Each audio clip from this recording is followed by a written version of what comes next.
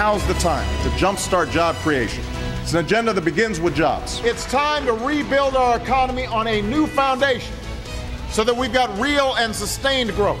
Our focus has to be on the basic economic issues that matter most to you. In White House shorthand, it's called the pivot. President Obama did it again this week with big speeches designed to get the country behind him on the economic debates dividing Washington. A government shutdown and the prospect of default are looming again. Treasury Secretary Jack Lew and our roundtable here to weigh in on that. First, ABC's chief economics correspondent Rebecca Jarvis takes a look at where things stand on the road to recovery. It's a tale of two economies. So what brings you in? Looking for a car. Looking for two cars, actually. Excellent. Nissan dealership manager Michael Monastersky says business is booming. Yes. He's seen a big increase in sales since the start of May. We have a lot more customers coming in, a lot more traffic, and a lot more real buyers. Then there's the other story. 11.8 million Americans without work. More than 4 million for 6 months or longer. On a scale of 1 to 10, how difficult is it to find a job? I would say right now it's about an 8. Yet again, triggering a Washington blame game. With this endless parade of distractions and political posturing and phony scandals, Washington's taken its eye off the ball. Our country has fallen into the new normal of slow growth, high unemployment, and stagnant wages. There are some signs of improvement. Stocks are near all-time highs. Corporate America is turning out record profits, and home sales are up. But unemployment remains stubbornly high, and Americans overall are skeptical about the recovery. 82% say the economy is in just fair or poor condition. If Washington can't get it together this fall, then what? If they can't raise the debt ceiling, if they can't fund the government into the next fiscal year, then it's going to be a mess. And the risks to the economy are quite significant, easily go back into recession. For this week, Rebecca Jarvis, ABC News, New York. Our thanks to Rebecca for that. Now let's turn to the Treasury Secretary, Jack Lew. Mr. Lew, thank you so much for joining us. We heard Mark Zandi in her piece say that Washington can hurt the recovery if it mishandles these fall showdowns. The first one is going to be over the funding of the government. The president has said that he's going to veto bills that fail to roll back the sequester. House Republicans are going to insist on those spending cuts. So are we headed to a government shutdown? You know, George, I think that it is imperative that Washington be part of the solution, not part of the problem. We can't afford self-inflicted wounds, and we can't have these kinds of self-created crises month after month, year after year. But isn't that where we're headed? We saw how bad that was for the economy in 2011, and I hope that Congress learned that that is not a good way to do business. What the president said is when we do our business this year, we have to remember what we're here to do. We're here to build an economy with opportunity for the American middle class. He's trying to remind everyone in Washington what the people of America know, which is this is about their future, and we really need to roll up our sleeves and get the work done. I know that's what he's trying to do, but how does he break this gridlock? And is he going to insist that any government funding bills roll back the sequester? Look, George, he's made clear that he is not going to sign appropriation bills that fix defense at the expense of domestic priorities. He's made it clear that when Congress does its work in the fall, he's going to be looking to see, is it building a better future for the American middle class?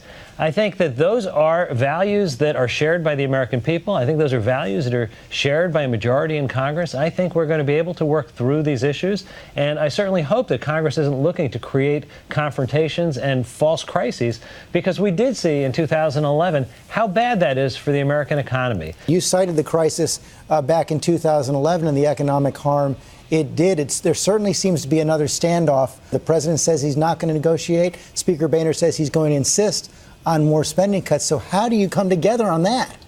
You know, George, I think it's important to remember how much we've done since 2011.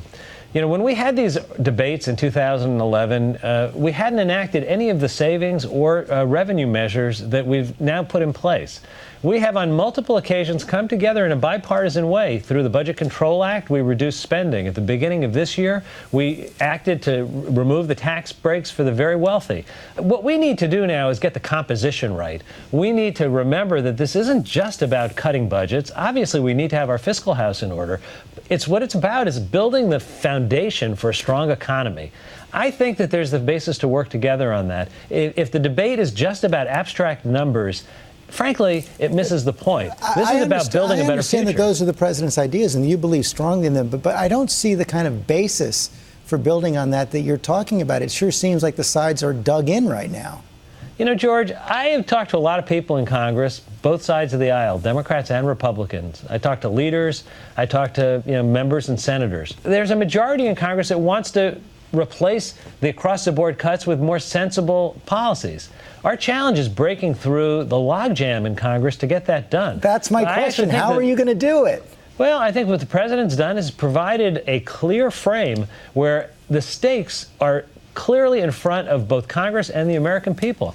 I think that if this is about what we want to accomplish, let's have a debate about what it takes to build an American middle class that's growing and thriving. But it's not just social policy; it's actually good economic policy. But is your bottom line still the same? Produces a better economy. But is the bottom line, still the same? The president is not going to negotiate over the debt limit, and if that's the case, aren't we headed for the showdown you fear? You know, George, I think that a lot of people watched 2011 and learned from it that it was a big mistake. I think that the leaders learned from that that's not a good way to do business. Congress has to act on this. They're going to have to figure out a path to do it. And if that includes spending reductions, the president will sign it?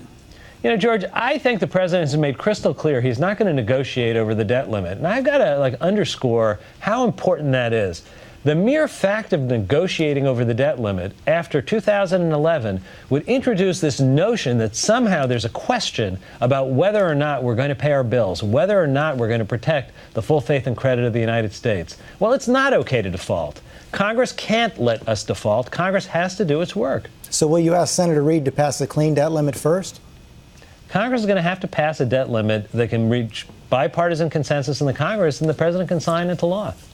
Perhaps the most consequential economic decision the president's going to make in the next few weeks or months is the decision to replace Fed Chair Ben Bernanke. And some lobbying has begun, it seems, for two of the main candidates, Fed Governor Janet Yellen, Larry Summers, the president's former national economic advisor, Speaker Pelosi, and about a third of the Senate Democrats have weighed in on behalf of the idea of a woman candidate and Janet Yellen. Your predecessor, Tim Geithner, is backing Larry Summers. Which side are you on? I know you're part of the discussions. And what is the president looking for in a Fed chair? You know, George, I have to start by saying that Chairman Bernanke has been an extraordinary and remains an extraordinary Fed chairman. I'm going to keep private any conversations that we're having with the president on the question of when and what kind of succession there should be. I think that those conversations are best left in the privacy of the Oval Office. But the Senate letter suggests that Ms. Yellen will be easier to confirm than Larry Summers. Is that a factor? You know, George, I'm really not going to get into commenting on different candidates, different potential paths. The conversations really should stay where they are. Let me ask you about the situation facing Detroit right now, filing for federal bankruptcy last week. The governing board of the AFL-CIO has weighed in very strongly, saying that the federal government must step up and provide assistance to Detroit. Is that going to be coming? You know, George, Detroit's economic problems have been a long time in developing. We stand with Detroit trying to work through how it approaches these issues. To the extent that there are kind of normal relations between the federal government and state and local government, we've been using those methods. Even in the Treasury Department, we have a program where we work to help with housing programs. I think when it comes to the questions between Detroit and its creditors, that's really something that Detroit's going to have to work out with its creditors. So federal bailout off the table? I think Detroit's going to have to work with its creditors on this. And that will be the last word today. Secretary Lew, thanks very much.